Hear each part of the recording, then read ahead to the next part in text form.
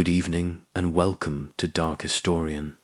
You're in a quiet place now, made for slow stories, soft thoughts, and peaceful sleep. Turn down the lights, get comfortable, take a deep breath, and let the day gently fade away. Tonight, we'll explore the quieter side of history. Simple lives, strange old customs, and forgotten moments that shaped the world in quiet ways.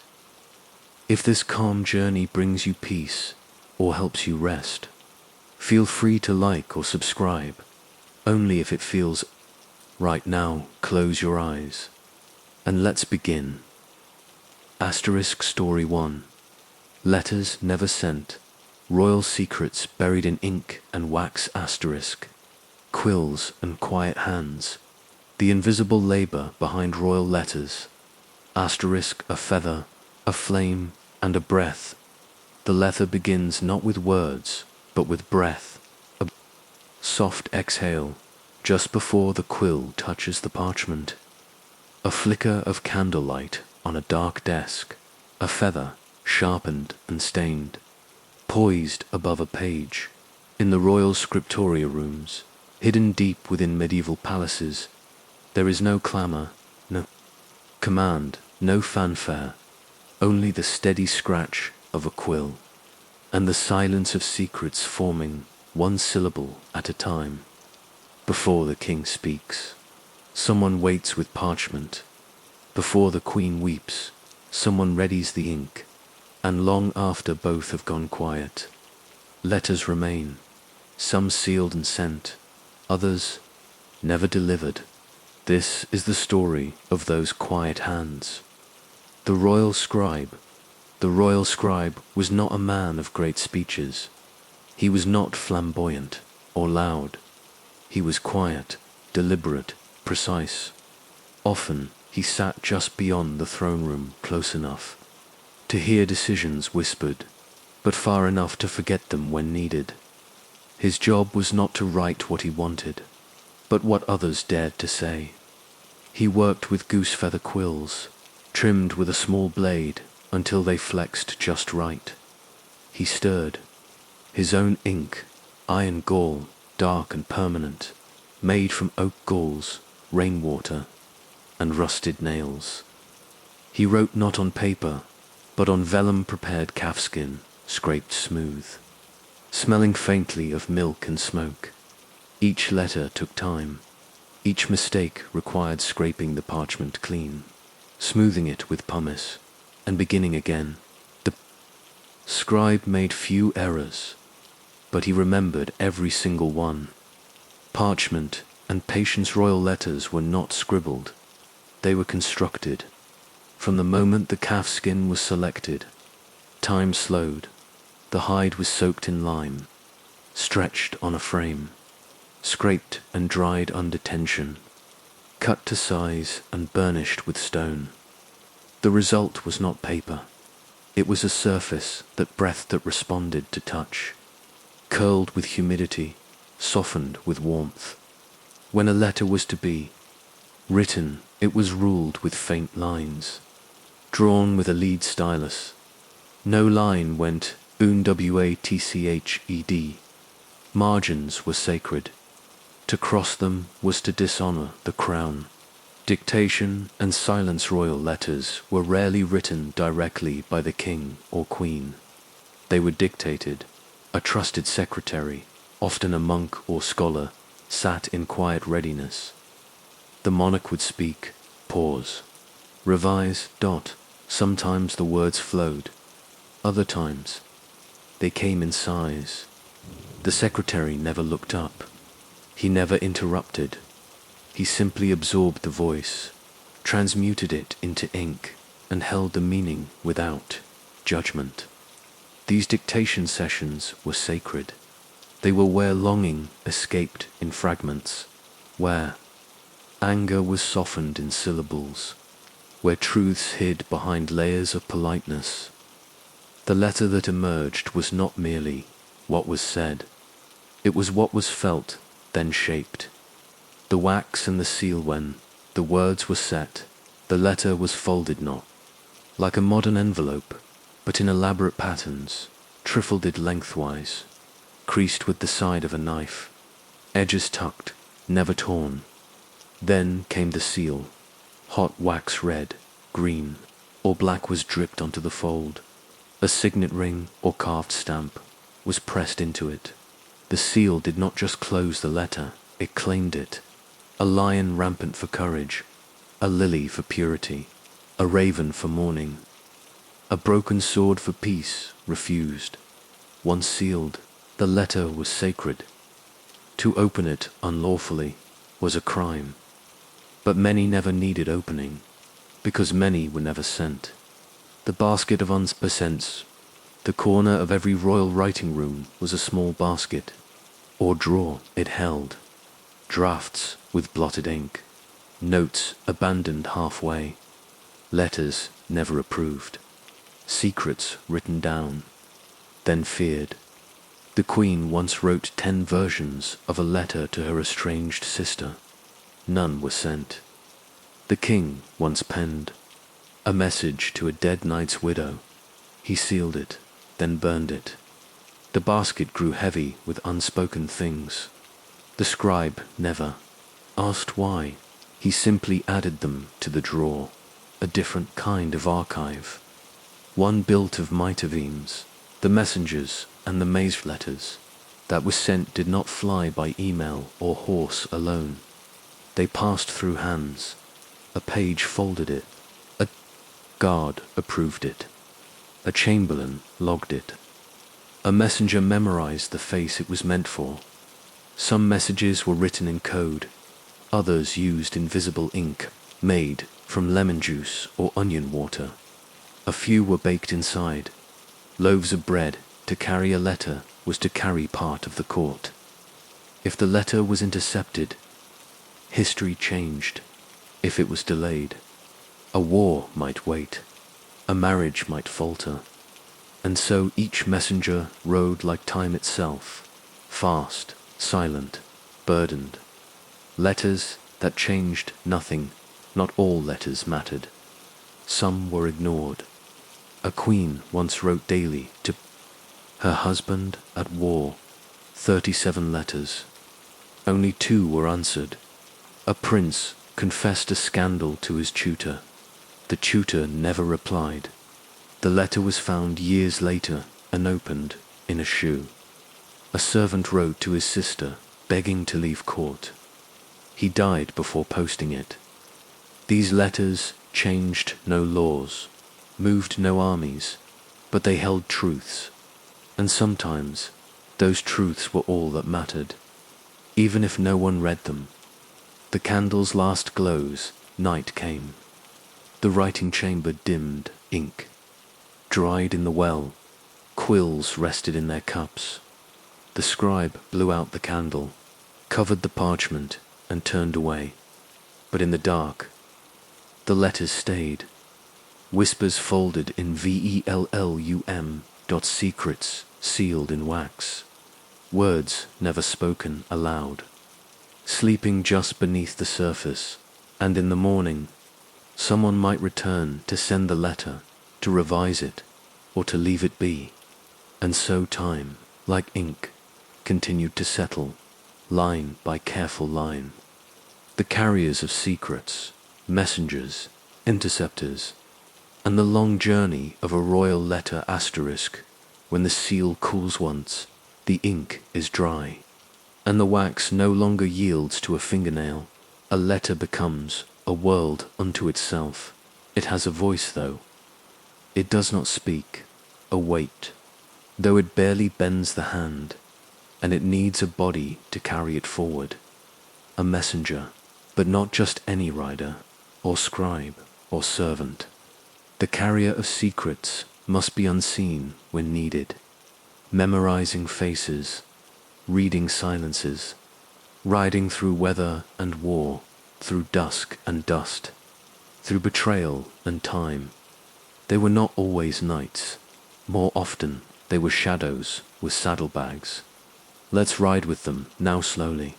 Let's see what becomes of a letter once it leaves the safety of the scribe's candle. The messengers, oath every royal court had a breed of messenger dot in France. They were called estafettes, in Persia and Geryon. In England, royal runners, though they often rode horses more than ran. Some were permanent staff-housed near the stables, trained to ride without rest, sleep with one eye open. Others were hired, only when needed, chosen for their forgettable faces, loyal silences, and strong legs. Before departure, they received a sealed letter, a verbal command, a blessing, or sometimes a threat. Then they vanished into the road, into the wind. Roads without maps. Medieval messengers did not ride highways. There were few to ride. They took pilgrim paths, forest cuts, fairy lines, and sometimes no path. At all they measured distance by a prayer's length past the broken abbey, 2 bread loaves beyond the river crossing, the time it takes for the morning mist to rise. They avoided towns when the letter was dangerous. They slept in barns when inns were watched. They hid letters, sewn into sleeves, tucked behind saddle flaps, slipped inside hollow reeds if caught. They could not be tortured for information. They had none, only the letter and the weight of the journey. The interceptors for every honest messenger. There was a shadow watching the road, spies, bandits, agents of rival courts. Some lay in wait, hoping for coins, others for information that could unseat a king. They looked for wax seals with royal arms. They learned to steam open letters, then reseal them. Others didn't open the letter at all. They copied it by hand in the dark, then returned it to the bag. One court employed a falconer not to catch birds, but to retrieve messages hidden inside birds. He once found a treaty, still damp, beneath a pigeon's wing. The messenger was never found. Letters that arrived. To late a letter could travel weeks, sometimes months. Snow-blocked roads. War closed borders. Horses collapsed. By the time the seal was broken, the moment had passed. One queen's plea for peace arrived a day after her. City was burned. A duke's apology reached his brother after he had died in battle. A love confession made it to a widow's hands. There was no malice in the delay, only the slowness of the world, only the breath of wind, code and cipher knot. All letters could speak plainly, so they learned to whisper. Numerical substitution: A igual a uno, B igual a dos, C igual a tres. Grill's letters read only through a shaped stencil, invisible ink, lemon juice appearing under candle heat. Code names: the silver swan for the queen, the orchard for a planned rebellion. Some ciphers were known only to 2 people when one died. The letter became a silent artifact, forever closed.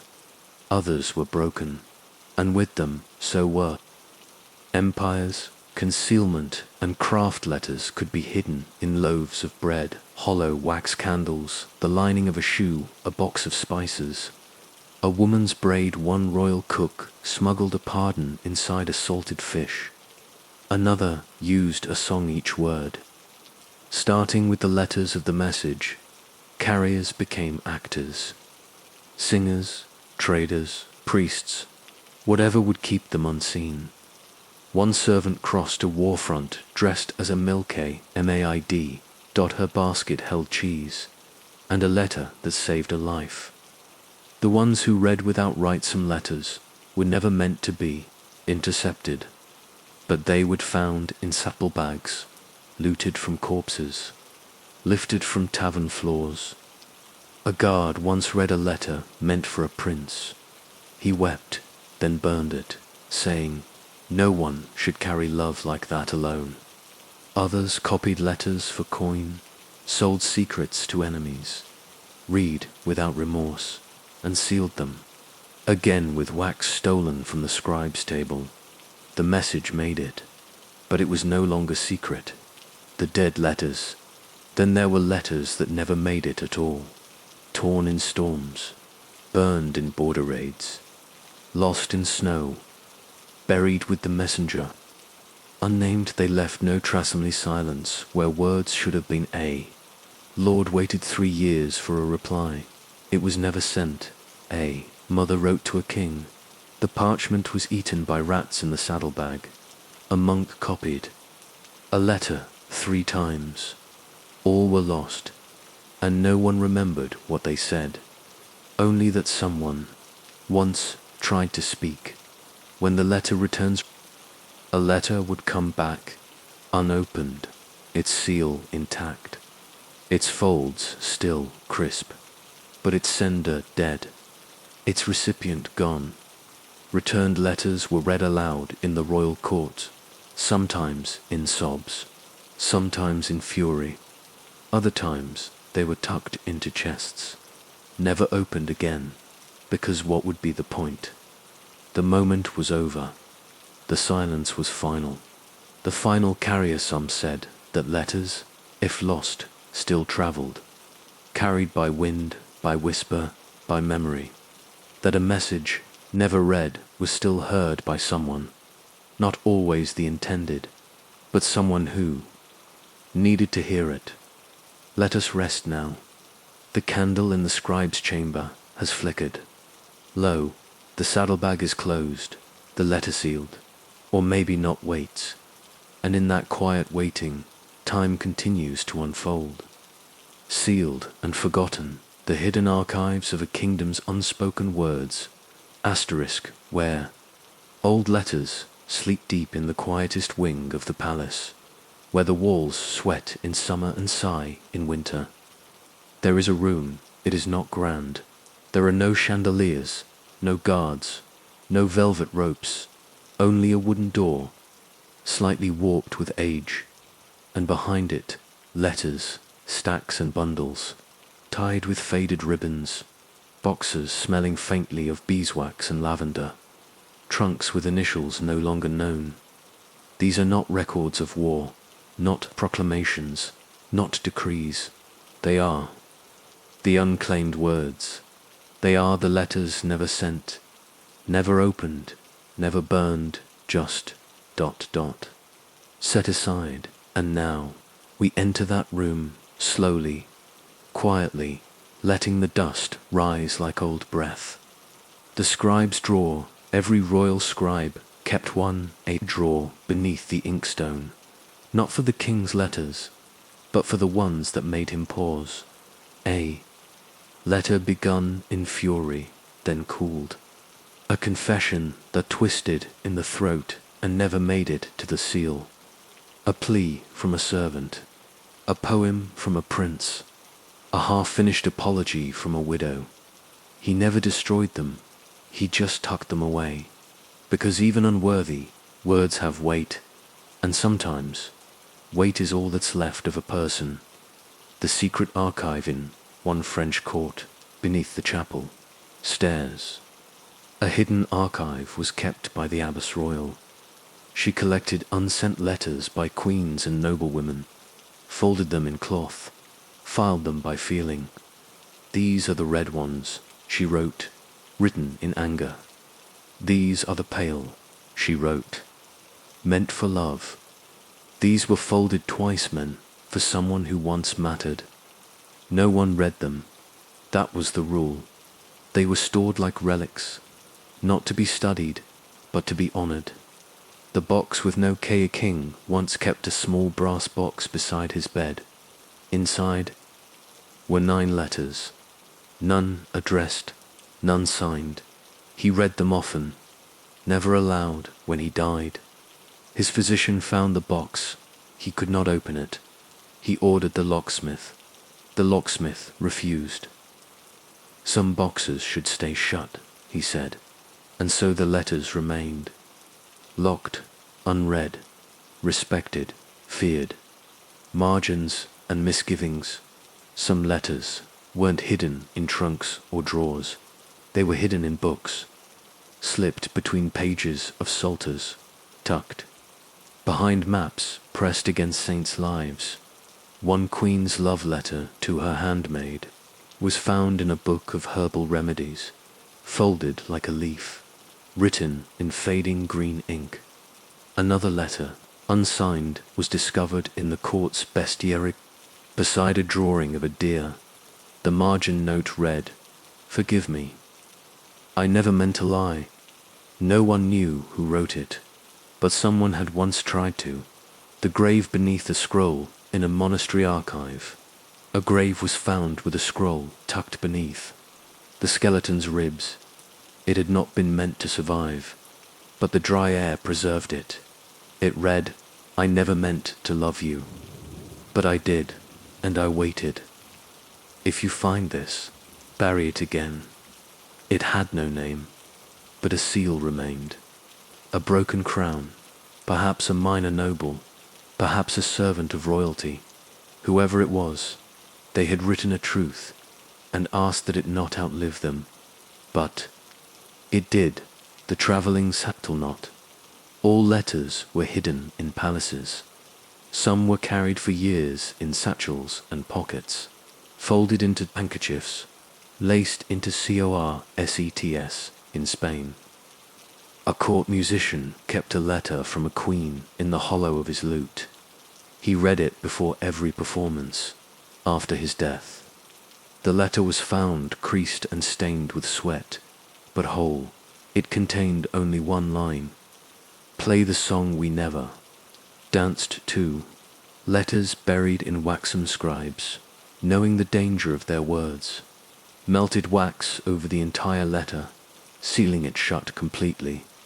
These were burial seals, meant to preserve but not reveal. One such letter was discovered centuries later, intact. When the wax was removed, the parchment beneath had blackened. The ink bled into silence. The words were gone, but the act of preservation spoke louder than the message ever could. Letters to the moonsome letters were never meant for people. They were addressed to the moon, the virgin, a lost child, a saint with no shrine, the one who watches. They asked for things that could not be granted. Let me forget, give him back. Let the snow fall until I can no longer feel. One scribe wrote, "To the silence itself, I am sorry." He sealed it and buried it under the floorboards of the scriptoria. When the letter was enough sometimes, the letter was never meant to be read. It was meant to be written. The act itself was the healing. A queen once filled a scroll with words of anger, grief, guilt, then tore it in half, not to destroy it, but to release it, to let it go. A young prince burned his letter before it dried. A scribe once wrote to his own son, lost to illness, folded the letter, placed it in a stream, and walked away. The end of inky venture. Even ink fades, even parchment crumbles, even seals break. But not all words are lost. Some stay in the dust, in the scent of a box opened after centuries, in the hush of fingers tracing a name they never knew, in the weight of something that once mattered still, folded, still silent, still waiting. Let us leave the archive now. Let us close the door. Let us carry the softness of those unsent words back into the night, because even unread letters know how to say goodbye. Let's now wander into a different time, a different place. Story 2. The hidden door, escape routes, secret tunnels, and silent footsteps, asterisk, behind the tapestry, how palaces hid their exits in plain sight, asterisk. The quiet architecture, you might not notice it at first. The slight crack in the stone, the way a tapestry sways even without wind, the uneven hollow of a flagstone step. But the walls of medieval palaces held more than paintings and echoes. They held secrets, and among the oldest secrets were the ones designed not to keep people out, but to let someone leave, silently, safely, without being seen. Hidden doors, secret tunnels, passages, known only to a few and remembered, best in silence. These were not made in haste. They were built into the stone, itself as essential to the palace as the throne. Let us walk slowly now, along the walls that breathe, behind the hangings that shift, and through the spaces, designed not to dazzle but to disappear. The tapestry tricking the grand halls of castles. Heavy woven tapestries were not just for warmth or decoration. They served another, quieter purpose, to hide entrances. Behind these woolen scenes of battle and beauty, narrow doors waited, crafted so finely that even candlelight struggled to find their edges. These doors led not to guest rooms or court chambers, but to paths of withdrawal. One such door, in a Bohemian castle, opened behind a scene of St. George. Slaying the dragon, it led to a staircase spiraling down to the wine cellars, and beyond to a postern gate at the river's edge. To most it was a story woven in thread, to a fleeing queen. It was the beginning of freedom. Locks without keys, these hidden. Doors did not creak. They had no knobs, no visible hinges. They opened with a twist of the right candlestick, a pressure applied to the fourth stone, a pull of a carved wooden leaf near the fireplace. Some were simpler, a notch in the floorboard, a hidden latch under a bench. In one Spanish palace, a corridor could be accessed only by tilting a bust of a long-dead cardinal forward. A queen once vanished into such a door while guests danced one floor below. They searched for her for hours. She re-emerged before dawn, hair unbraided, letters burned, smile intact. Staircases that led down. Most staircases in castles led upward to turrets, towers, terraces. But there were others, narrow, not worn smooth by the passage of unshod feet. These staircases spiraled downward, often to cellars, storage chambers, and beyond.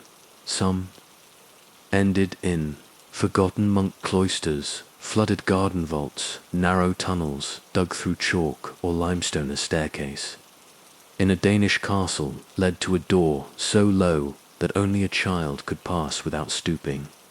But the queen used it once, barefoot and cloaked, to escape a siege. She was 7 months pregnant, and she never spoke of that.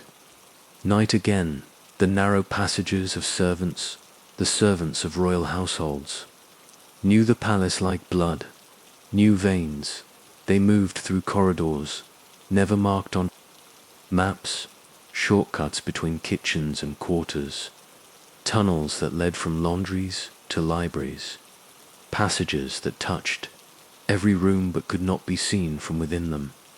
A maid could change a chamber pot without ever being noticed.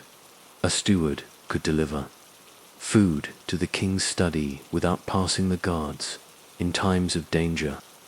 Royalty borrowed these routes, not with maps, but with a whisper. Follow the corridor by the warming room. Count 6 steps, then feel for the cold stone on your left. And they were gone. Hearths with hollow hearts. The fireplace was always warm, always bright, and always safe. But some hearths held secrets behind their ash. A few swung open like cupboards. Others revealed crawl spaces once the embers were cleared. In Burgundy, a castle hearth had a hidden compartment above the mantel, reachable only by pulling free the left iron hook. It opened onto a staircase leading into the walls. Themselves, a queen hid there for 3 days once, while her husband's court was overthrown. She listened as the fire burned below her, and wept not for fear, but for the quiet comfort of hiding in plain heat. Tunnels in the earth beyond the walls. Beneath the gardens ran tunnels, some stretched for miles. Others were barely wide enough for a man to pass. They were dug by stonemasons, monks, and sometimes prisoners. They led from chapel to riverbank, from bedchamber to forest, from throne room to servants' barn. These were not escape routes built during war. They were made during peace, in case peace ever ended. Some were carved into castle foundations, others were natural caves, smoothed and expanded over time. Their air was damp, their silence thick, and yet they offered something no throne could. A way out, light by memory tunnels, had no torches, no sconces, no lamps too. Light them risked smoke, detection, collapse. So escapees learned them by memory. 7 steps, right turn, touch the wall, count to alcoves, feel for the notch, then duck. Servants practiced these routes in darkness. Princes were taught them at age 12. A princess once traced the tunnel path with her, hand dipped in flour, so that others could follow. The rats fled before her, but no one else did, until morning, when she returned with her brother, and the rebellion had passed. When leaving meant returning, not all who used the hidden doors left forever. Some returned, once. Danger had passed. Once tempers had cooled. Or once the court had forgotten. A king once disappeared during a banquet. He reappeared before dessert. No one questioned it, but his cupbearer found ash in the hidden passage behind the dais, and footprints, one small dot, one not his. Threads left behind sometimes, clues remained. A thread caught on a nail, a smudge on the stone, a faint warmth where no one had stood but. Palace walls did not speak. They held secrets like old trees hold thunder. Quietly, deeply, forever. Let us pause. Here, we've walked enough for now.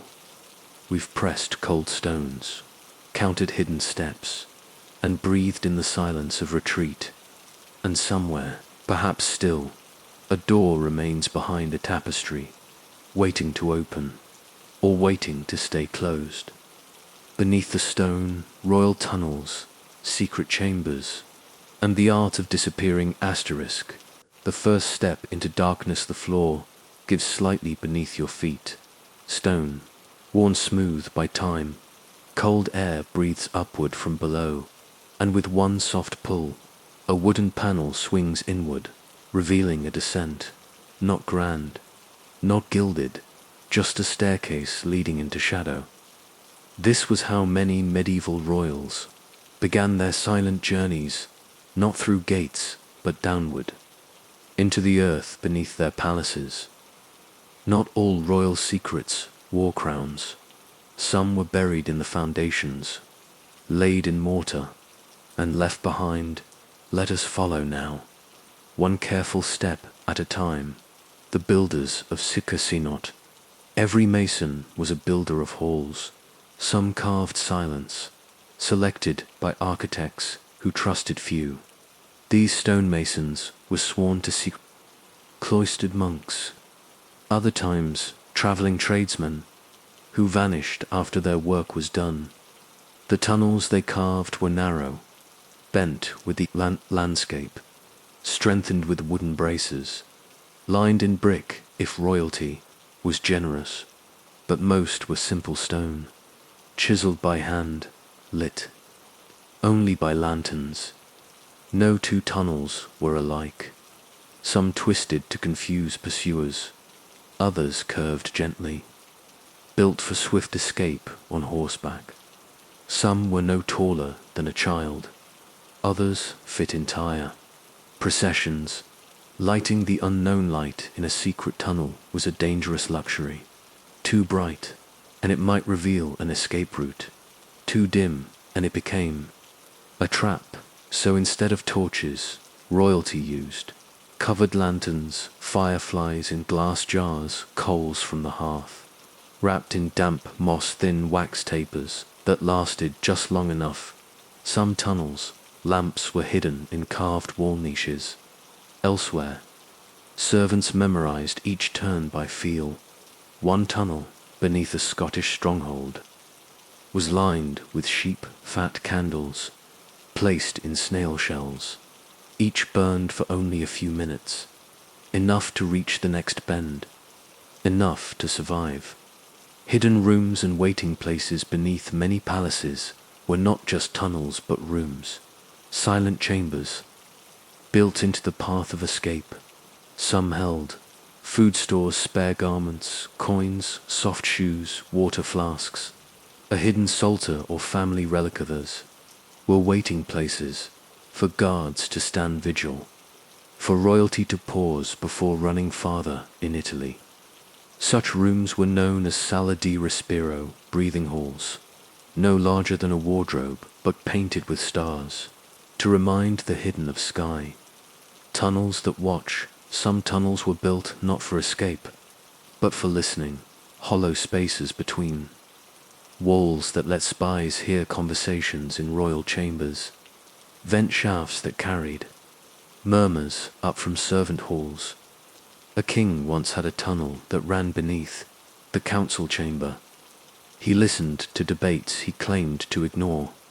A queen used her hidden room behind the music hall to hear her daughters speak freely. They never knew, not until her final letter revealed it. I wanted to know you in truth, she wrote, and truth speaks clearest when it thinks it is alone. Places of hiding, places of prayers, some tunnels led not out but inward to small chapels, carved from earth, used by royals who converted in secret or repented in silence. A Spanish princess built a chamber beneath her quarters where she confessed to a stone cross. A Polish king lit candles for the souls of soldiers he'd betrayed his. Only congregation, a statue with moss on its shoulders. These secret chapels were lined with olive oil lamps, carved saints, padded kneelers made of straw. The scent of beeswax and stone records mentioned them. They weren't meant for history, only for healing. Tunnels for the dead sometimes. The tunnels beneath a palace became passageways for the departed, hidden crypts, burial tunnels, routes for secret funerals. When a royal died of plague or poison, their body might be moved underground, away from prying eyes, gossiping servants, or ambitious heirs. One queen was buried at night. Beneath the rose garden, her body passed through 3 hidden doors, carried by 6 veiled women.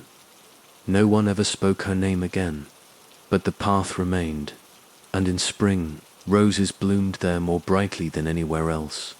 Footsteps that shouldn't be heard. Real tunnels weren't always used during war. Sometimes they were used in peace, for things not meant to be known. A king meeting a lover after curfew, a princess sneaking to the kitchen for sugared almonds, a scribe escaping punishment, a knight returning from exile there. Footsteps echoed softly, but they left signs, crumpled leaves, a dropped ring, a smear of mud where none should be in Hungary. One secret door led from the queen's bath to the astronomer's tower. He claimed to have seen her only in dreams, but his journal held her perfume and a single golden hair. Things left behind, no matter how hidden, held memories. A wooden toy lost by a royal child in flight, a bone comb with initials burned in, a scrap of ribbon, a shoe dot once. A bundle of letters tied in wax twine was found in a tunnel wall. They were unsigned, but written, in 2 distinct hands. Love letters, traded through silence, abandoned when the wall was resealed.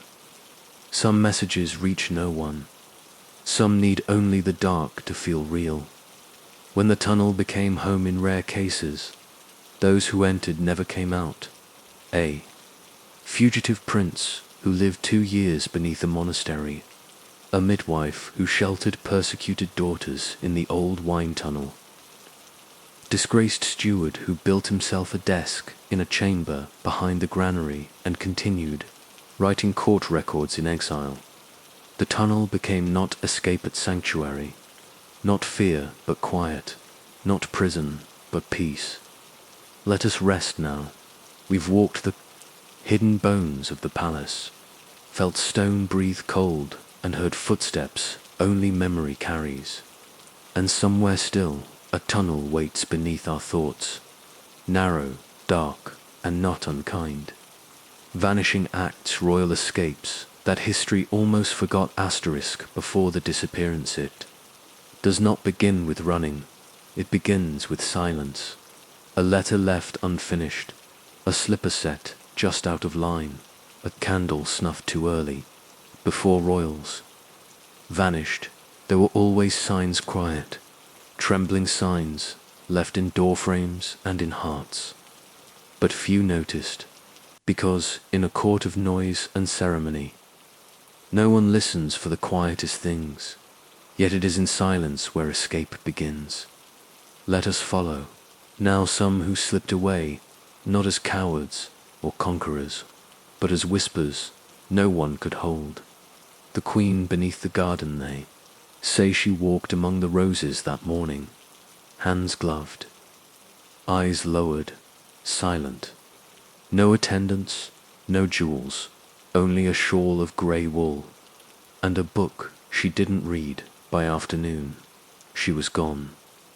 They searched her apartments, her chapel, even the lake, but she had left through neither window nor gate, only a seam. In the garden wall, veiled with ivy, behind it, a tunnel, built decades earlier, when her grandfather feared betrayal from within. No one had used it in years, except her. At its end lay a hermit's chapel, long abandoned. She lived there until winter, wrote her prayers in chalk, and returned only after her husband died. No one asked where she had been. They didn't need to. The letter that followed a king once vanished the night before a siege. No battle was ever fought. The invaders arrived to an empty throne. They left, confused. The king returned 2 weeks later, dusty.com, silent years later. After his death, a letter was found in the lining of his cloak. I needed to remember how it felt to be afraid. I needed to choose my crown again. He had fled, not in fear, but to remember himself, and only the tunnel had let him do so. A secret that bled, not all escapes were clean. One princess disappeared during a wedding feast, not her own, but her cousin's. She excused herself after. The soup, she was never seen again, except a single bloodstain on the stair below her chamber. A thread of her blue gown caught in the wine cellar door. A candle burned down to wax in the tunnel beneath the chapel. Some say she fell.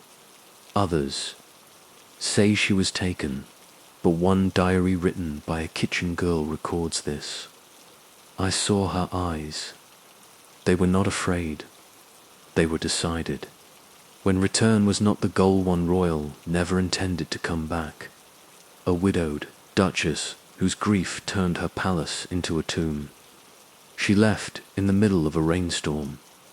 She took a velvet pouch, a strand of her husband's hair, a half-finished lullaby. She passed through the tunnel beneath the library. It led to a hunting lodge, then into the hills. There she built a garden, spoke to birds, taught letters to shepherds' daughters. Her title was forgotten, but the path remained. And when asked if she had regrets, she said, "Only that I did not leave sooner." The mirror left behind, Day Prince escaped once with no noise at all. His court woke to find his room empty. Only his boots remained, and his mirror still fogged from breath. They found no footprints, no carriage taken, just a note. What is the shape of a life when it no longer fits the body? Years later, a monk claimed a quiet gardener at his monastery looked just like the missing prince.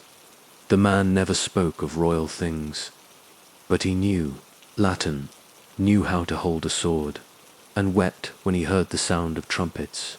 Escape by exchange.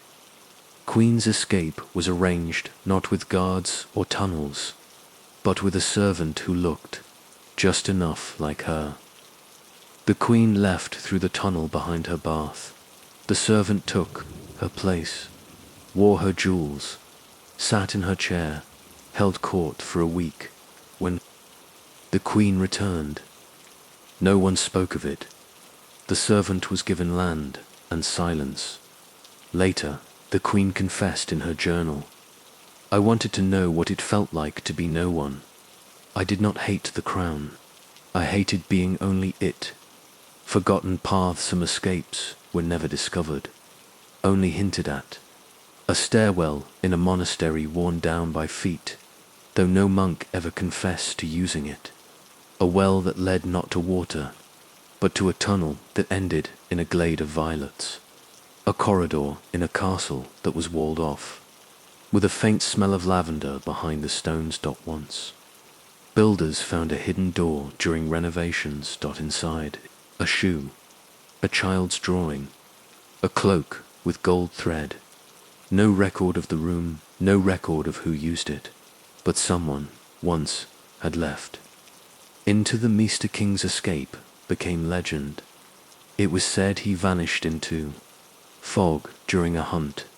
His horse returned. He did not. Some believed he died, others that he became a priest. A third story said he walked into the mist not to disappear, but to finally arrive somewhere he chose. Centuries later, a letter in a monastery was found, signed only "He who walked away." It read, "The crown fits best when it no longer matters." The softest kind of flight knot all escapes were. Planned, sometimes they were just walking. One royal child slipped out through the kitchen door during a feast, followed the cats, slept in the stables, watched the stars. No one noticed for hours. When found, she said, "I only wanted the sky too. See me." No punishment was given, only more windows in her room, more sky, more softness. What we leave the hidden doors remain, some sealed, some crumbled, some remembered only in lullabies, but the desire to vanish, to retreat, to pause, to walk a ways as old as the crown itself. Not all who ruled wished to, and not all who disappeared were lost. Some found themselves where no throne could follow. Let us now let the door close behind us. Let the footsteps fade. Let the silence take root, because even in stone corridors, even beneath centuries, peace can be found. In the act of simply walking away, let's now wander into a different time, a different place. Story 3, stitched in gold, the hidden politics of royal embroidery and dress. Asterisk, thread by thread, how royal clothing whispered power, prayer and protest. Asterisk, the first thread it begins with silence. Before the court assembles, before the trumpets sound, before the queen walks into light, there is a hush in a chamber of stone and linen, candlelit and still. Hands hover over cloth, fingers prick thumbs. A thread of gold is knotted carefully, and the first stitch is made. Royal garments did not begin in glory. They began in stillness, in rooms where time slowed, in hands that told stories no tongue dared speak. Let's walk slowly now through these rooms. Let's see what kings and queens truly wore, not on their bodies, but in their secrets. The fabric of meaning to dress a monarch was to compose a message. Every hem, Every fold, every thread, held weight. Linen whispered humility, velvet murmured control, silk shimmered with divinity. Wool stood loyal and warm. Gold thread did not shine, it warned. A robe was not just a garment, it was a page, a declaration, a shield. When a queen wore red, she declared power or penance. When a king wore black, it was not always mourning. Sometimes it meant vengeance. And when embroidery curled like vines across the collarbone, it was not for beauty, it was code. The silent seamstressile embroidery was not always done by royalty, but it was always trusted work. The women who sewed for queens were sworn to silence, sometimes nuns, sometimes widows, sometimes servants with no known names, just skilled hands and quiet eyes. They worked in back rooms of castles, in abbey scriptoria, adapted for cloth in daylight hours, too slow for court in twilight, when prayers blended with stitches there.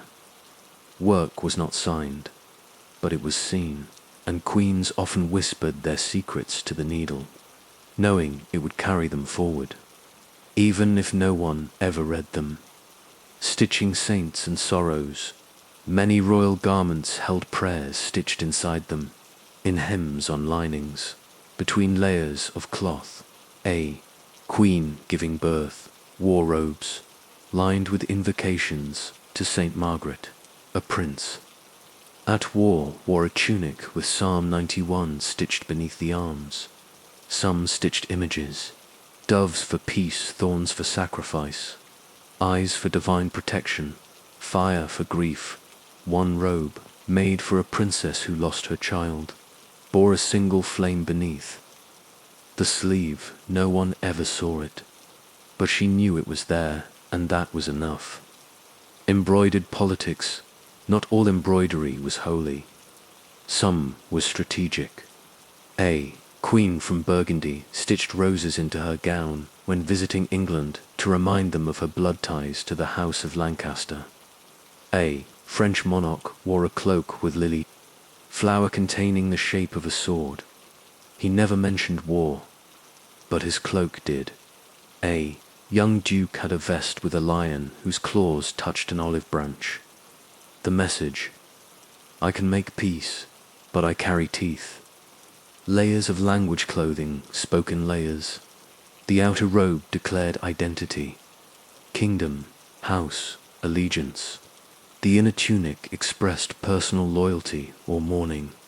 The chemise or underlayer carried secrets, fertility charms, mourning knots, or stitched-in love tokens. One queen's undergown bore a stitched name, Alaric A, night long dead. Her outer robe bore only the family crest, but beneath, her grief lived in thread, and no one could unpick it. Cloth coronations, required more than crowns. They needed textile storytelling.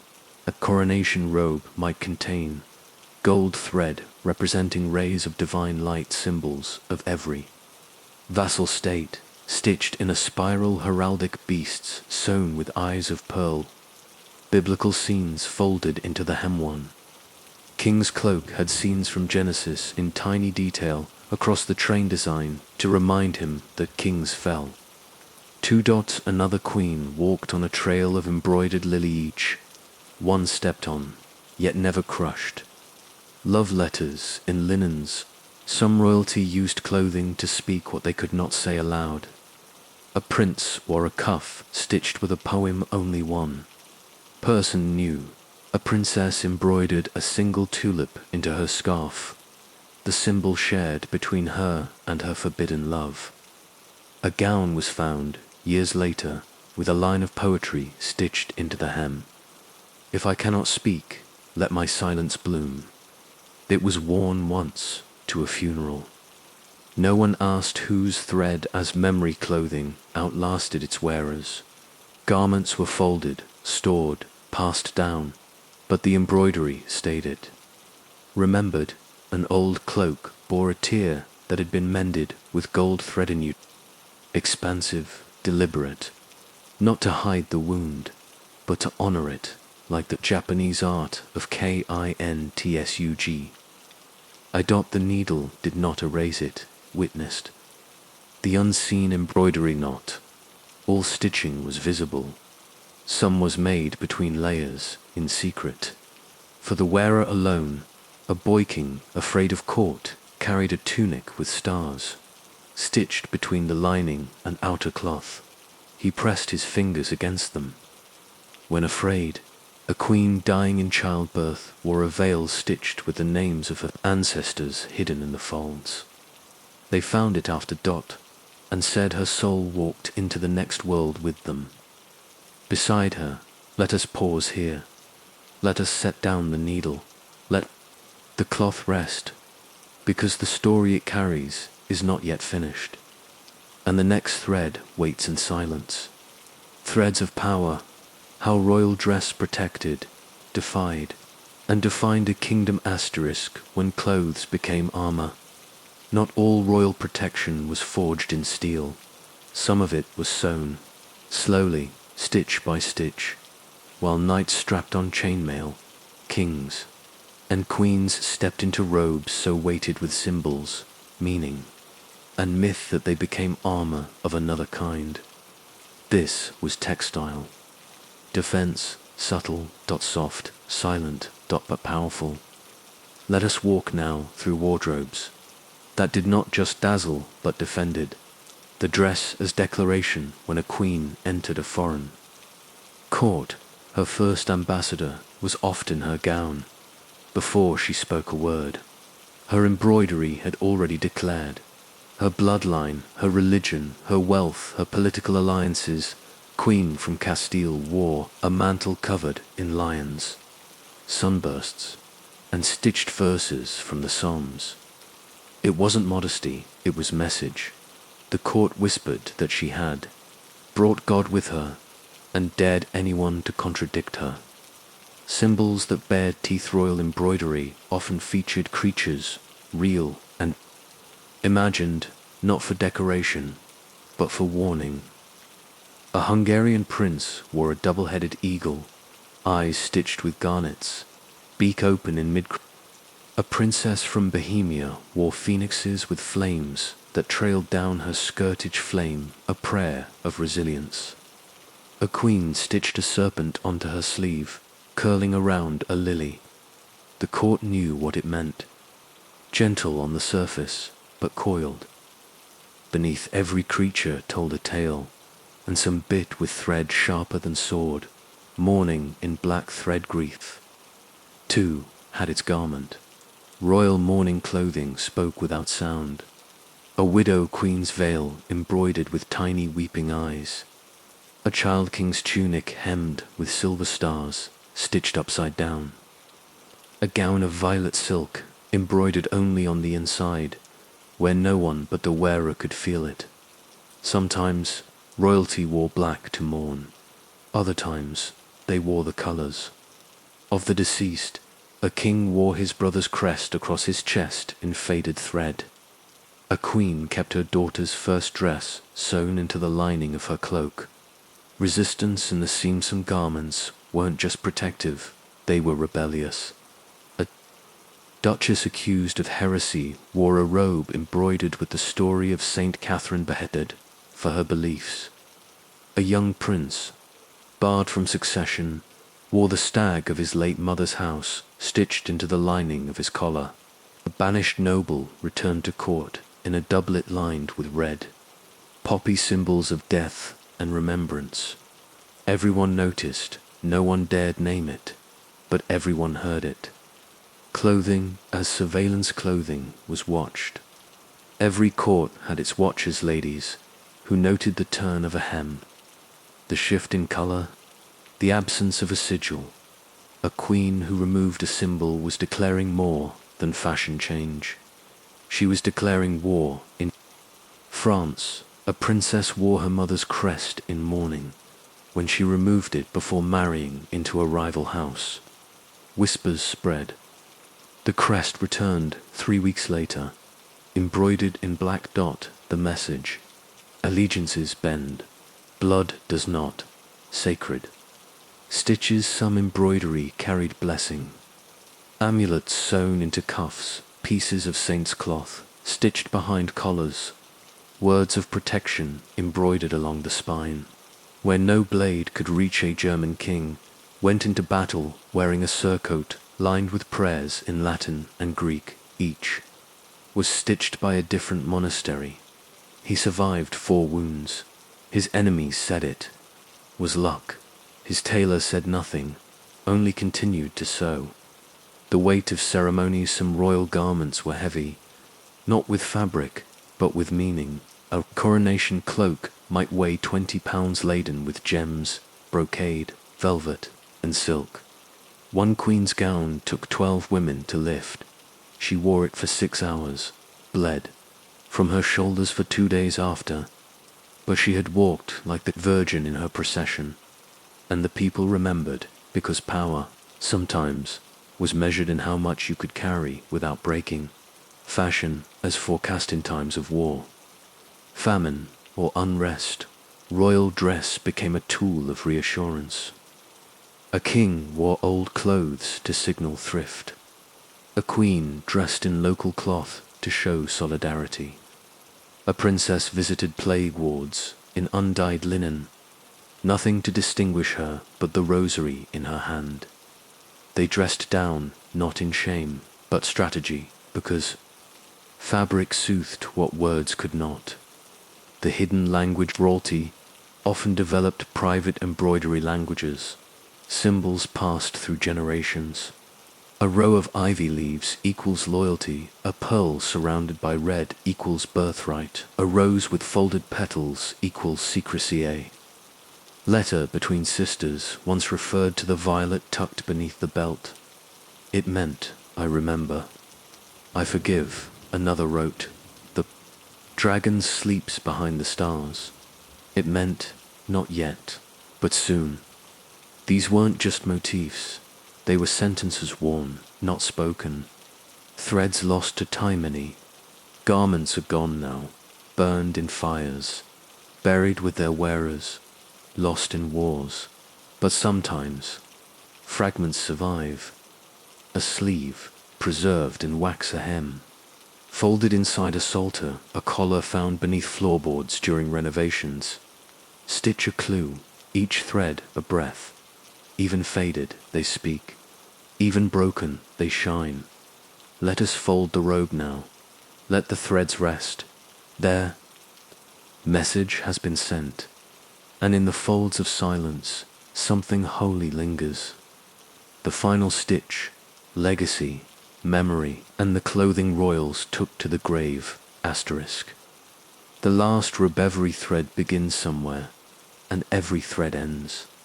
Not always with a cut. Sometimes it fades, unravels, or is buried, soft and folded beside the one who wore it.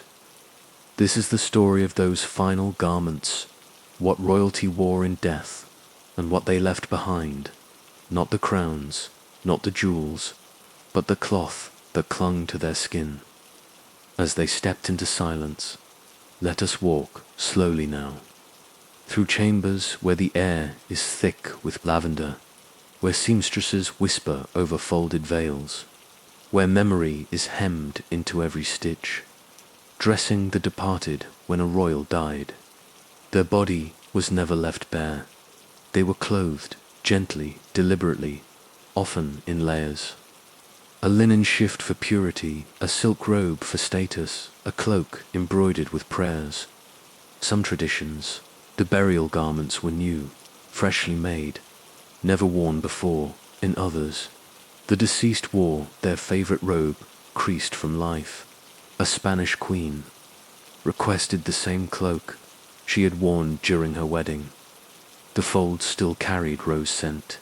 Her daughter added a cross of blue thread at the hem before closing the casket. Stitches for the next life burial embroidery was never meant to be seen again, and yet so much care was taken. Tiny angels stitched under the collar stars, along the hem, a single word inside the sleeve: wait. In Bohemia, it was customary to sew a line of poetry near the heart. One king's read, "If I forget you, let my name fall from the wind." His widow had added it herself, garments torn for memory not. All royal clothing was buried. Some was torn, cut into strips, given to loved ones, wrapped around prayer beads or lockets. A French princess's coronation veil was divided among her daughters. Each kept a piece inside a tiny box. Years later, they wore pieces sewn into their wedding gowns no one saw, but the veil walked again. Shrouds of linen and lavender royal shrouds were more than cloth. They were scented with lavender, myrrh, bay leaves, or rose petals to comfort the soul, to ease the path. Some were stitched with tiny sacerdotal pockets of crushed herbs, sewn under the arms or along the spine. A Scottish queen was wrapped in wool lined with rosemary. They say her chamber smelled of summer for days after. Letters in the hemsome royalty took messages with them, letters stitched into hems, folded into bodices, tied with hair. One queen buried a note from her son inside her sleeve. It read, "You were always enough." No one else ever saw it, but the seamstress who sewed the hem wept as she closed the fold. Mirrors and clothsome burial garments included mirrors, small, round, hidden to reflect the soul as it passed. Others included embroidered eyes to keep watch in the dark. A prince who feared being forgotten had his robe stitched with his name 100 times, each letter no bigger than a grain of barley. The robe weighed only ounces, but it carried all of him. Trunks never opened, some clothing was never buried, but never worn again. Folded into cedar chests, tied with ribbon, tucked into attic corners of castles no one visited. A coronation gown stained by tears, a hunting cloak with mud still on the hem, a bridal dress, unworn. Found with a note, "If I cannot wear it, let it remember what almost was." These garments became relics, not for worship, but for witness, display and disappearance. Later kings and queens displayed the garments of their ancestors, hung them in chapels, placed them in glass, but most simply let them go. Let moth and time do what war could not. Some cloth was ground into dust, some was burned in silence, some unraveled on their own, thread by thread, like memory, like grief, the seamstress's blessing in many traditions. The final stitch was made not by a noble, but by a seamstress who knew the body, and the cloth. She stitched slowly, crossed the thread thrice, and whispered a blessing. "May your name rest in peace. May your robe still warm the air. May your thread find the next hand." Then she set down the needle, folded the cloth, and left the room. Let us leave now, to let the embroidery sleep. Let the gold thread dim, because, though the body rests, the garment remembers. And though the crown is past, the final stitch endures. Let's now wander into a different time, a different place. Story 4. A crown of silence, the secret lives of deaf or mute. Royals asterisk, the quiet heirs, royal children who heard differently, asterisk when the cradle was quiet, the chamber was still, a velvet curtain swayed, a fire crackled softly, and a cradle, carved with lions and lilies, rocked by the hand of a nursemaid. But no lullaby was sung, no voice filled the air. The child in the cradle had never responded to song, never startled at bells, never stirred when thunder echoed through the castle roof. He was a prince and he heard nothing in courts filled with heralds and horns. How does silence fit into a crown? How does a monarch rule with no voice to command? How does a kingdom listen when its ruler listens differently? Let us step gently now into the hush. The first signs royal infants were watched closely. A twitch, a smile, a cough were recorded. And yet, when a baby did not respond to sound, explanations were soft. He is thoughtful, she is deep in dreams. He simply prefers quiet. Some parents knew early on. A king's wife noticed her daughter never turned her head at her singing. A midwife clapped her hands behind a cradle. The child did not blink, still. Silence in the nursery was not always considered a flaw. Sometimes it was seen as divine calm. A prince, born during a lightning storm, yet undisturbed, was said to have a soul made of marble. Toys without sound, these royal children were given different toys. Ribbons, poppets, bits of glass that caught the light-carved animals, that danced when touched. One child carried a silk scarf everywhere, twisting it between his fingers. Another loved to watch candles flicker. Eyes wide with wonder, servants learned not to call their names, but to enter their gaze. The palace began to shift, softly, silently. Lessons in gestures, speechless or hearingless royal children were rarely left untaught. If anything, they learned. More tutors came with ink-stained fingers and chalk-dusted sleeves, ready to teach. Writing, first so thoughts could flow drawing, next so feelings could live gesture created slowly. Not yet called sin, but understood. Monk in Normandy developed a system of hand signs for a young noble boy. He taught 2 fingers raised, yes, a palm over the heart. I need help, a slow wave, I see you. The boy used them all until the monk died. Then he created more. Writing without voice, silent children often became exceptional writers. Their thoughts, withheld from speech, poured onto parchment. One princess known only as Elsbeth left behind 39 volumes of her personal writings. None were public in her lifetime, but centuries later, when they were found, they revealed astrological charts, prayers, observations about her mother's grief, a story about a rabbit who became queen. She was thought slow as a child, but her pages neat, illustrated, whispered of a mind that had never stopped. Listening, palaces that adjusted some royal, households learned to adapt.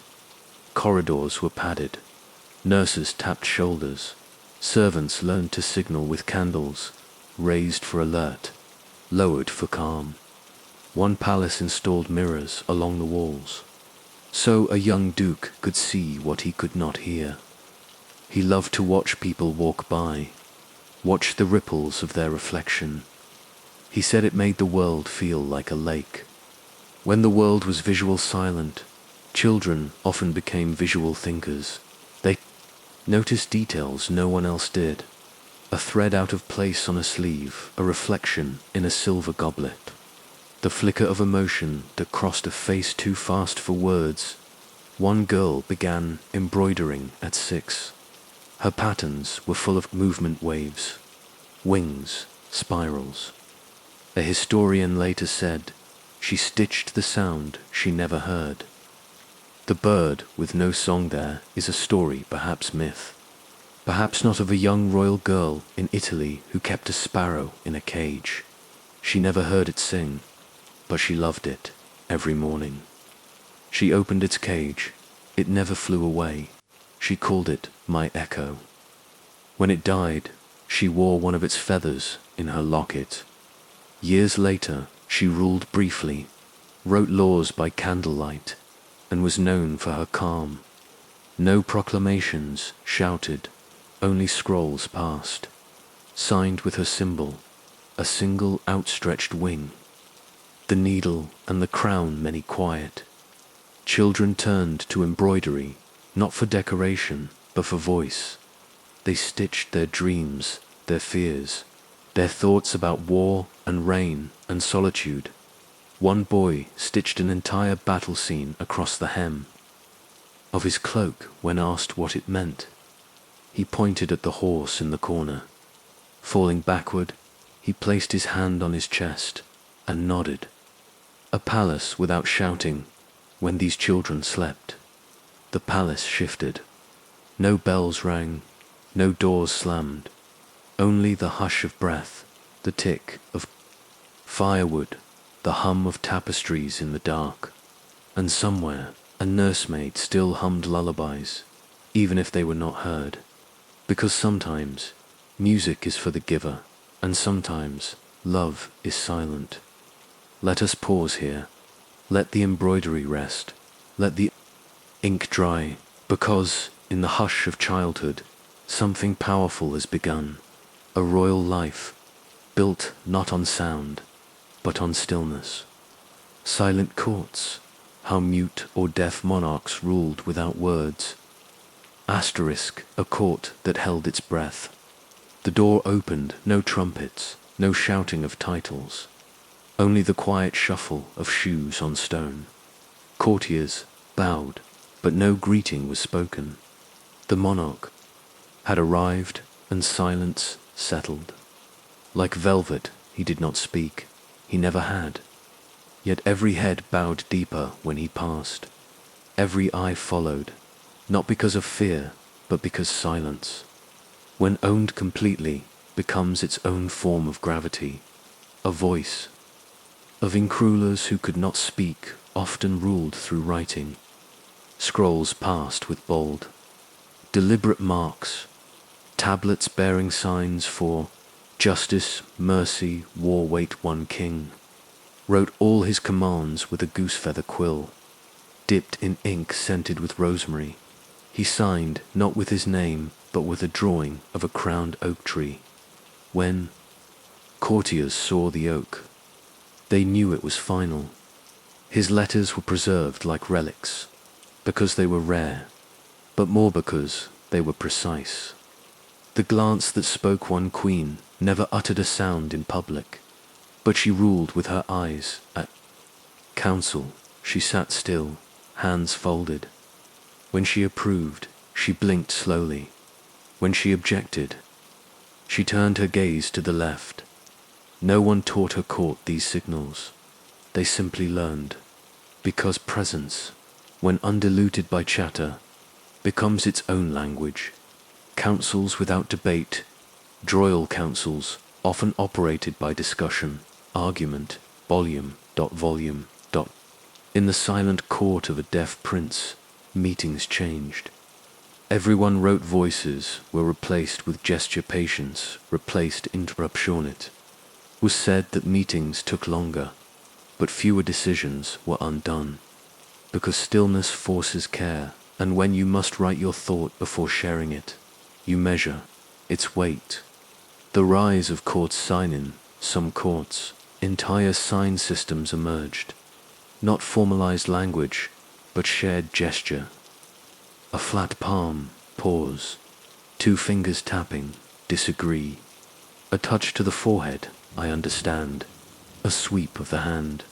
Bring forward the next item. Over time, courtiers became fluent. They could debate, joke, insult all in motion.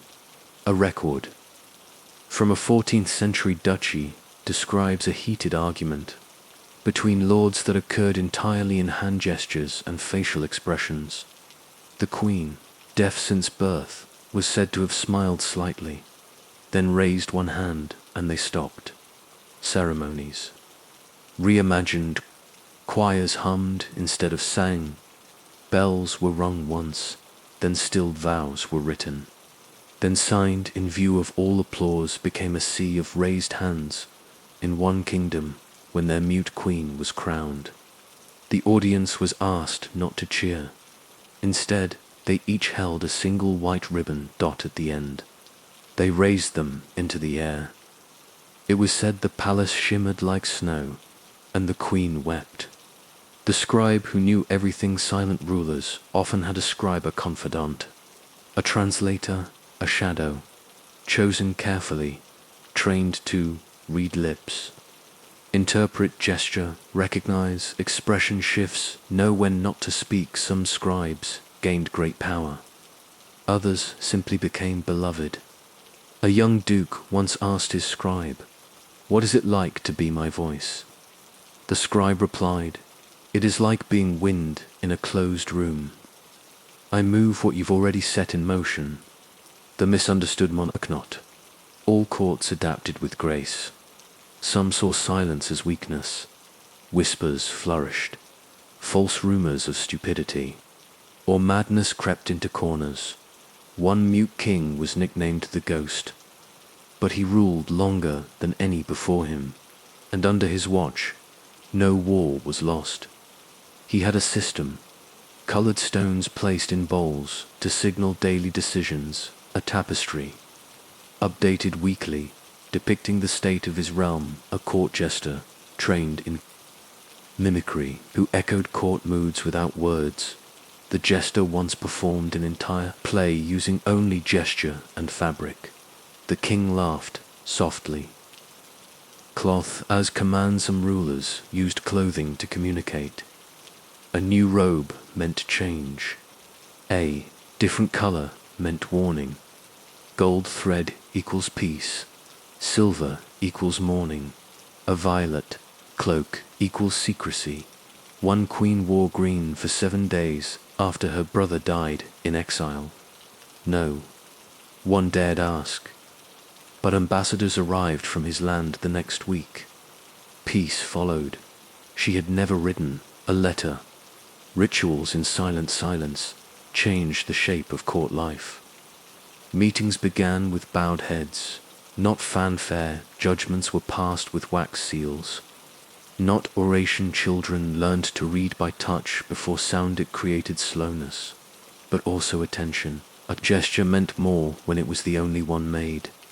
A gift of a book, a flower, a scarf. When no speech followed felt deeper.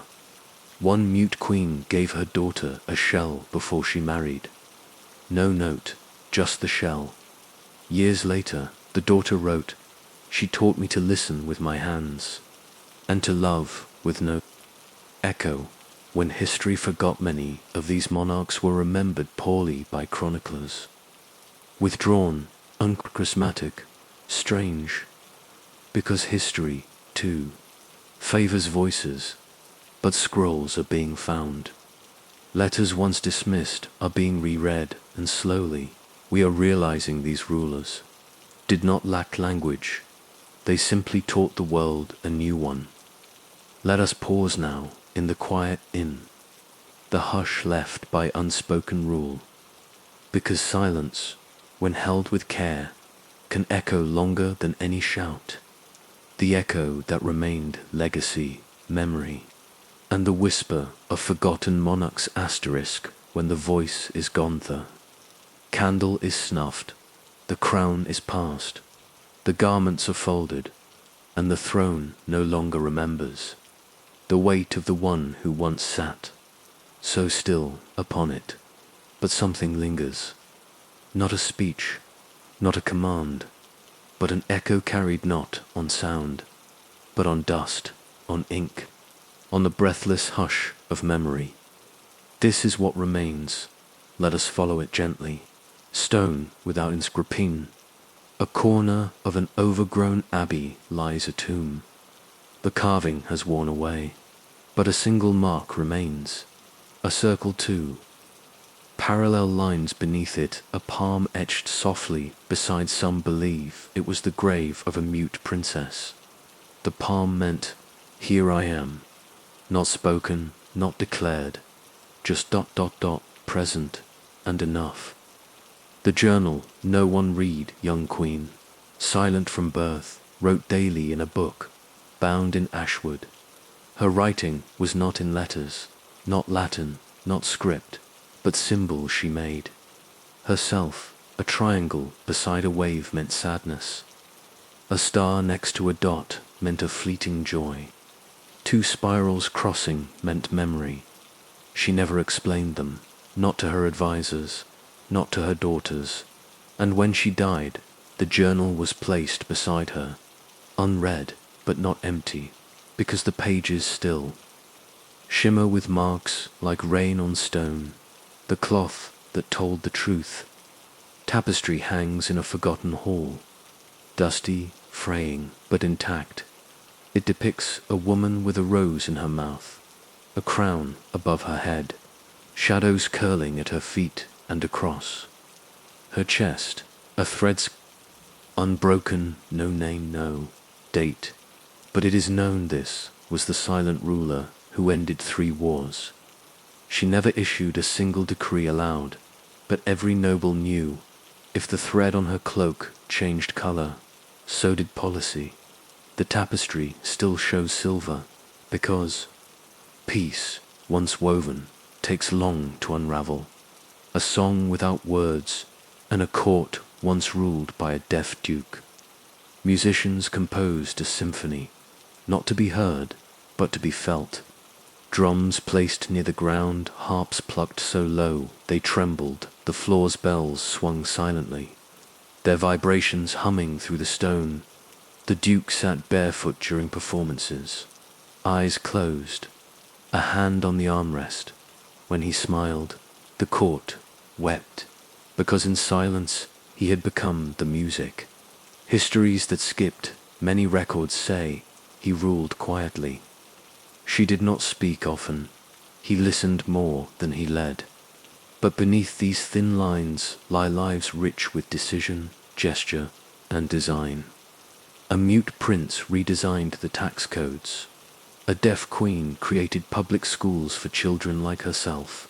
A silent duchess organized a network of herbalists and midwives who worked in secret during famine. History often ignored their contributions, but the lands they shaped still carry their touch. Legends born in stillness in some regions, these rulers became myth. A king who turned to stone, but whose hand still gestures to the north. A princess who rode with a cloak of silence and healed the sick with her presence. A boy who never spoke, but could calm animals with a glance. Legends stretch truth, but truth is found in the yearning behind them, that even in silence, power resonates. The children who remembered many silent monarchs were remembered not by historians, but by those closest. A daughter who kept her father's inkpot, a page boy, who remembered how her queen tapped her shoulder twice when she was pleased, a gardener who said the king always smiled when the first snow fell there. Memories were not written, but passed by story, by hush, by the shape of a gesture retold over tea. And so, the silence moved forward, alive when legacy grows quietly one. Queen planted trees, one for each major decision. No plaques, no records, but the orchard remains tall, silent, and each tree, it is said, leans slightly in a different direction, as if still listening. The forgotten language court once used hand signs to debate law. After the king died, the system was banned. Too slow, they said, too strange. But in the kitchens, servants still used the signs, and in the stables, and in the weaving rooms. Because once a new language opens the door for someone you love, it does not shut again. The bell that never rang in one cathedral. There is a bell that was cast, but never struck. It bears the name of a king who never spoke. The bellmaker said, to honor his voice, we must never try to replace it. And so it hangs, a circle of silence, heavy, holy whole. Let us leave now. Let the echoes rest. Let the quiet monarchs sleep in their stories, not forgotten, not loud, but felt in every hush between history's louder pages. Story 5. The Royal Silence. What was never written down, and why * the unrecorded days when kings lived. Without a quill, asterisk, the empty page history breathes through ink. Or so we've been told. Scrolls, charters, edicts, and letters so. Many threads of royal life are spun from parchment and sealed in wax. But some things were never written, not because they lacked importance, but because they were too private, too political, too sacred, or too dangerous. This is a story of what was left unsaid. The missing entries, the torn-out pages, the soft, deliberate choice to say nothing. Let's begin in the quiet, where the scribes paused and the silence began. The morning with no record in the royal chronicle of King Armand of Ferenia. There is a strange omission. For 12 years, every morning is logged, whether breakfast, visiting nobles, then a sudden blank. No entries for 3 weeks. No explanation. The next entry reads simply, His Majesty rose late. There was honeyed oatcake. No mention of the fire. No word of the rebellion that began with the kitchen boy. Some say the king himself ordered. Those pages burned, not rewritten, dots erased, because silence, once chosen, becomes a shield. The scribes' instructions, royal scribes, were not mere note-takers. They were gatekeepers of memory, and they were often told what not to write. Do not mention her name. Leave this out of the annals. Let the chronicles say illness, not grief. He never cried. Record only that he retired early. One scribe wrote in the margin of a 13th century French record, The Queen wept tonight. I have hidden this line in the binding. It was never meant to be seen, but the book split at its spine, and the whisper was found. Letters that disappeared. Some letters were sent, but never copied, never filed, never archived. A queen's plea to her estranged sister, a warning to a noble house about an impending plague, a parchment confession of a love that could not be named or lost, or perhaps not, perhaps folded into bodices, burned with dried lavender, tucked into tree hollows, because some words were meant for one pair of eyes, and that was enough.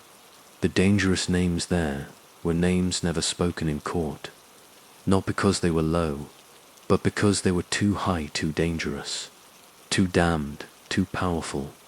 One royal cousin accused of witchcraft, a prince who abdicated and vanished, a sister who took refuge in a monastery after refusing a political marriage. Their portraits were removed, their titles struck from records, and the scribes were told, write nothing but in the servants' quarters. Their stories lived on, told in whispers, retold in lullabies, because silence is never truly silent.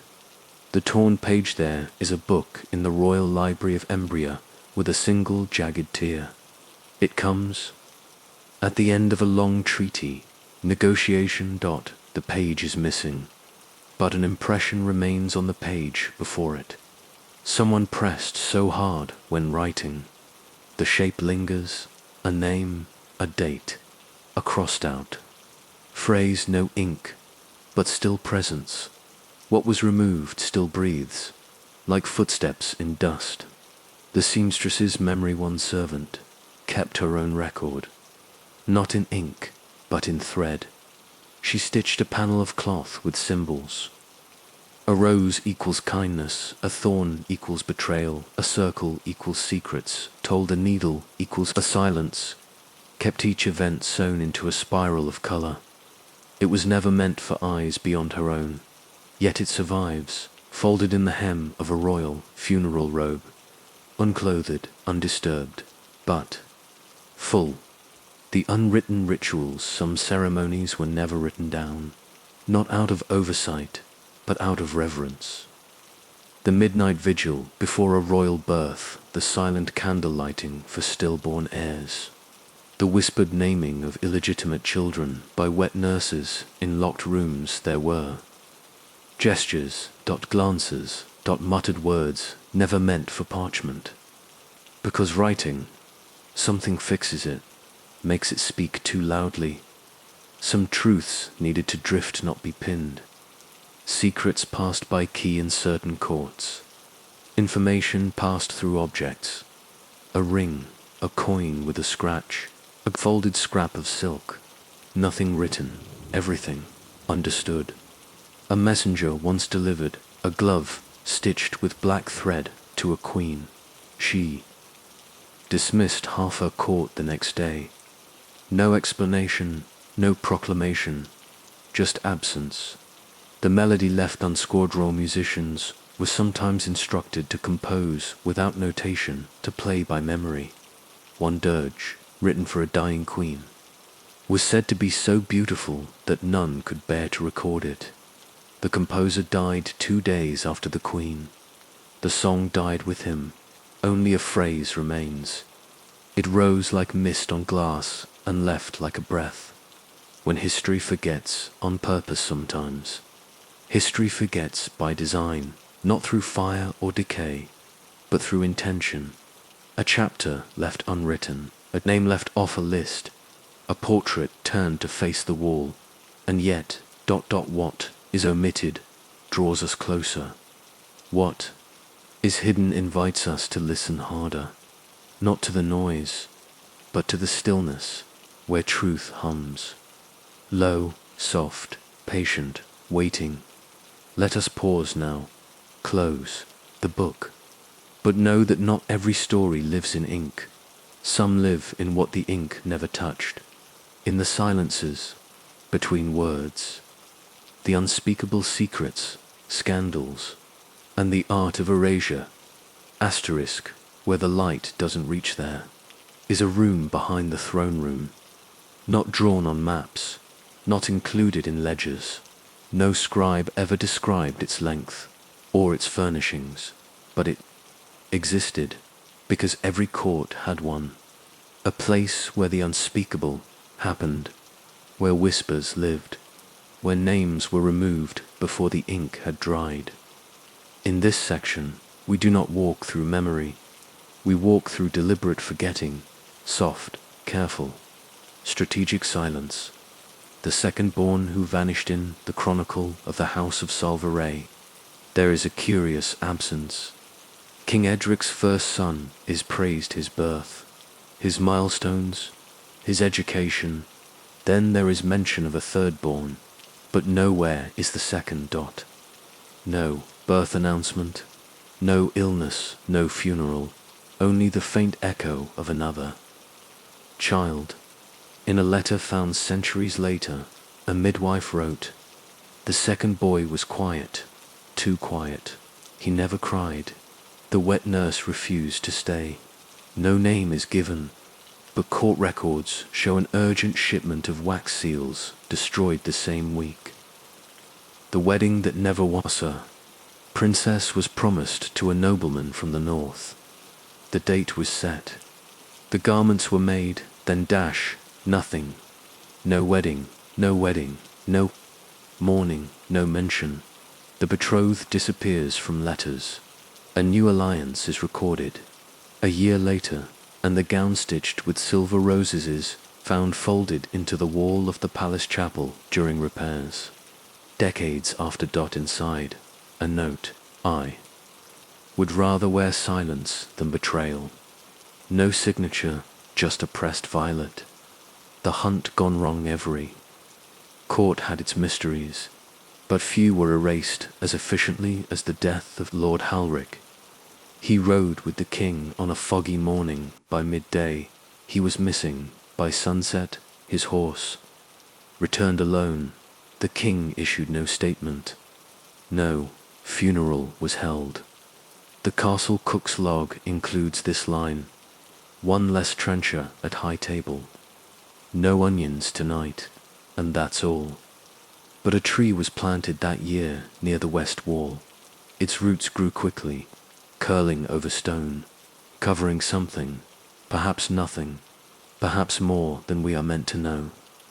The locked ledgers and books are written not to be read, A ledger from Queen. Mellin's court bears no words, only initials. No dates, no events, just lines and lines of markings, each followed by a single number.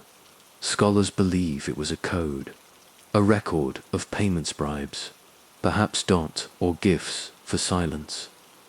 The Queen's advisor was once seen placing a green ribbon beside the ledger before locking it away when he died. Ribbon was still there. The book remains unopened in a vault, tucked beneath dust and moths. The songbird with no name in the south tower of Lysara's royal palace lived a woman called only the singer.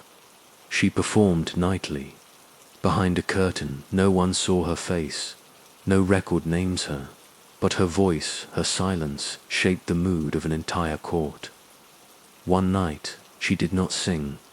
The next morning, the Queen declared 3 nobles exiled, and the curtain was taken down, the room sealed, and her name never spoken again. But in some villages, lullabies bear her cadence. Even now, the grave without date, small stone lies in the royal cemetery of Field-a-Dot. No crown, no name, just a carving of a pair of hands, palms down, facing the earth. It is said the grave belonged to a queen's child, born in secret. Some say he died at birth. Others say he lived in a monastery until age 12. What's known as this? The Queen visited that grave every year on the 1st. Snowdot she carried no flowers, only a book she never opened, and always left with eyes rimmed in quiet. The affair never spelled courts were full of love, but rarely the kind written in vows. Some affairs never reached parchment. They lived in glances, in midnight walks, in shared books, with small notches carved into their covers. A countess once gave a prince a ring of bone. Carved with no emblem, it was found inside his shoe after his death. No, records no letters, but he was buried barefoot. The royal scribe noted only, his shoes were light.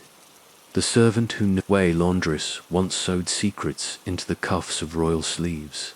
She claimed they came from overheard conversations, scandals too small for books, but too sharp for silence.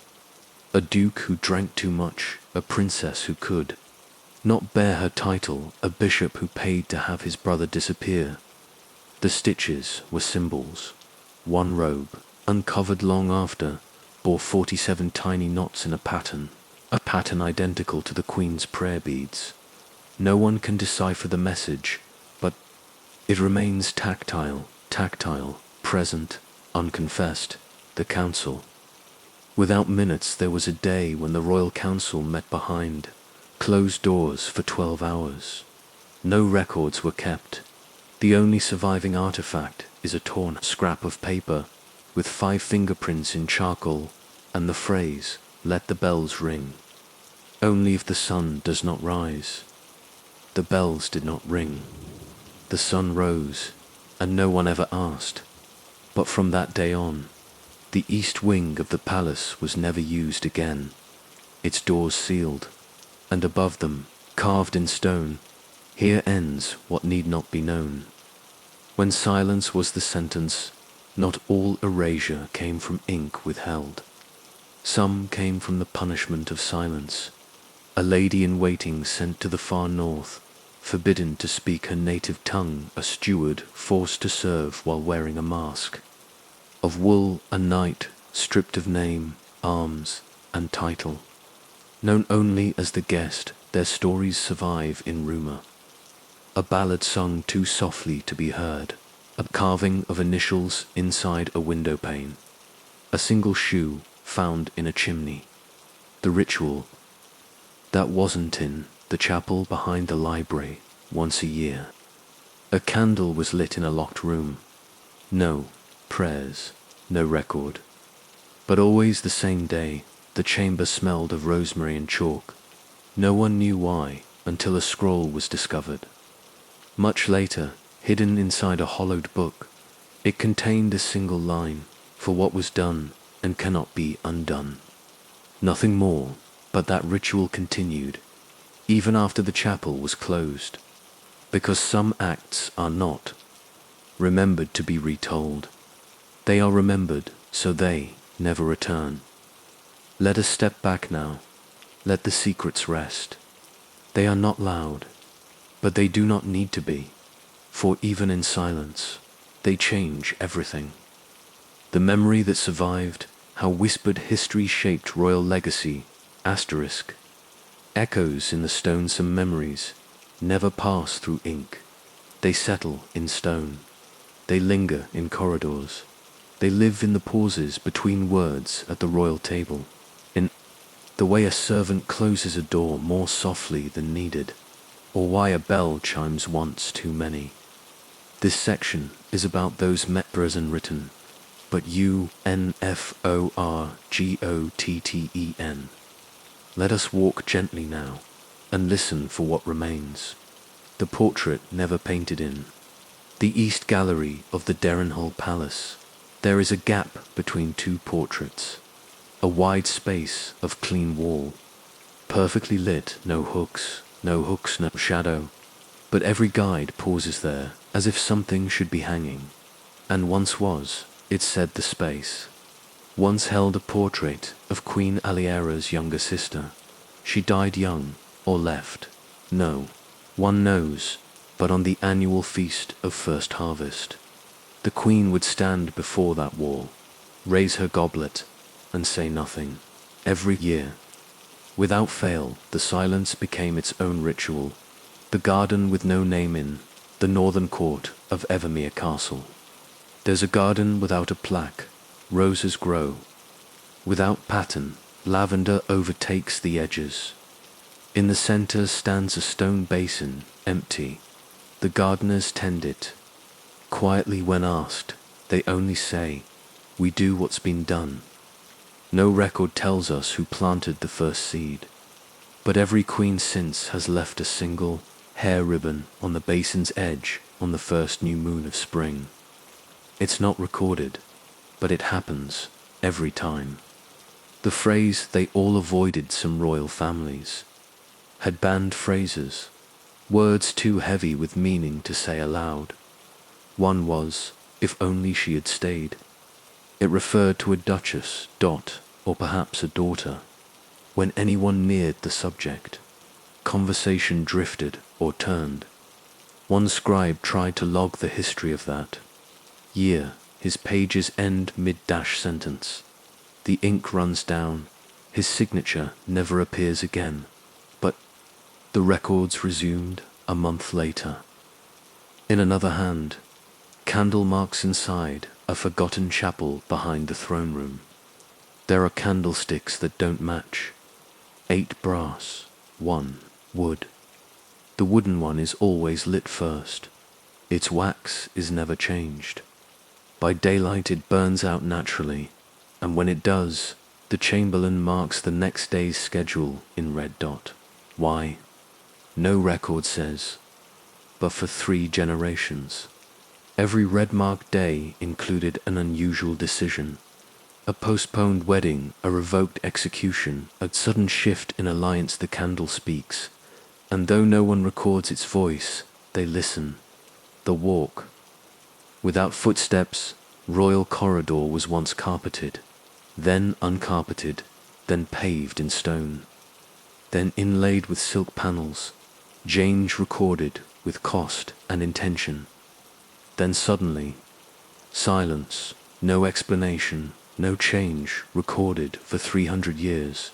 But every monarch since has walked that corridor alone on the second night after coronation. It said they must feel the footsteps that never touched parchment. One prince refused the walk. His reign lasted 1 winter. The cross in the wrong place, in the family tomb of the House of Harrow. All crosses lie above the nameplates. All but one, the 9th tomb, has a cross carved beneath the name. No records. Explain why. but a diary from a gardener's apprentice notes. She asked that no soul carry her, only her name. It was the only tomb carried by servants, not nobles. Why? The nobles refused. She had said too much, or too little. But now the cross lies where few would place it, and still, no one dares touch it. The prayer not said H. Coronation includes a litany of blessings, said aloud, recorded, transcribed, but there is always one pause, roughly 12 seconds. Long dot, the bishop closes his book. The monarch bows slightly, and then they move on. No blessing, no chant, just breath. It began after King William's reign. His diary ends with, "There is nothing left to ask, only to be still," and stillness became tradition. The book with no words, thin volume sits in the palace. Library of Holmore. Its pages are blank, dot every 10 years. The reigning monarch turns one page, closes it, returns it to the shelf. Nothing is written, but when a fire threatened the palace, it was the first book carried out. Later, a courtier asked why. The queen answered, "Because it holds the silence we all serve." The ring that changed hands, the ring of iron, no gems, no engraving, appears in portraits, across 6 generations, sometimes on a king's smallest finger, sometimes hanging from a queen's neck on a ribbon. It's never mentioned in text, not in wills, not in inventories, but always appears after a loss, a death, a betrayal, a war. They call it the ring of what we do not say. And when it's worn, even jesters are quiet. The tapestry they won't restore in the West Hall. A tapestry sags, colors faded. Thread fraying, it tells no clear story. But every time a restoration is proposed, it is vetoed. A note from one monarch reads, "It is not beauty that makes it stay. It is warning." Scholars believe the shapes on the cloth hint at an execution ordered in silence. A line of figures without eyes, a throne with no occupant. The only red thread appears near the bottom unraveled, still unraveling. The cup not toasted at each royal banquet, one cup is filled but never drunk, placed beside the monarch dot untouched. At the end of the meal, it's poured into the earth. The custom predates writing. In that court, some say it honors a fallen twin. Others say it's for the voice. The king never used, but it continues. Silence you can see, the room with no lock there. Essay chamber no one enters, but it's not locked, just never opened. Even the cleaning staff pass it by. When asked why, they shrugged. It's not on the schedule. But every monarch has passed its door, placed a hand on the wood, bowed slightly, and walked on. Some say it was once a nursery, others say it was a prison, but no record confirms, and the dust gathers evenly. The silence that became a crown in the end. What was left unwritten became foundation, tradition, law, even protection, because some truths left off the page protect the heart of a kingdom, not by forgetting, but by remembering differently, through breath, through pause, through knowing glances, and every time a monarch lays down their pen, walks the corridor, wears the ring, passes the garden, they join the royal silence, not to hide, but to carry what history could never quite hold. Let us rest now. The book has closed, the ink has dried, but the silence, The silence continues.